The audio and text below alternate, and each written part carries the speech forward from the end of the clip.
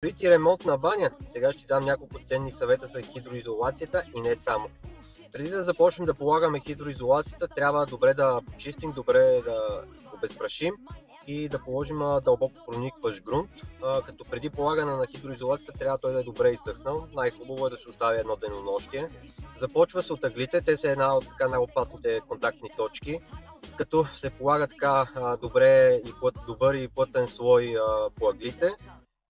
Отделно се използва и хидроизолационна лента, полага се добър и така дебел слой върху нея и след което се притиска към ъгъла и материала се изтегля през нея, да излезне реално материала през самата лента, за да залепне добре.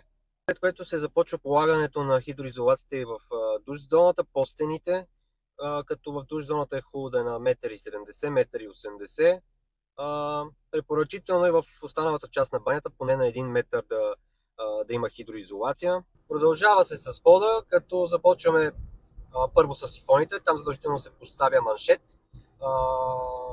Като на същия принцип, като при хидроизолационната лента, нанася се около самия сифон, нанася се върху самия маншет и материала се изтегля през маншета, за да залепне добре. Има някои специфики при линейните сифони. Гледайте задължително да са с ръб, за да може добре да се постави този маншет, тази лента.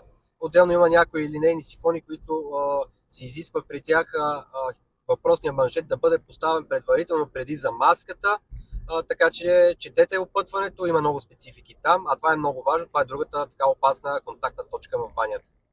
Някои колеги нанасят по цялата височина на стените и гипсокартонните конструкции, дори съм виждал да бъде нанасена и по тавана.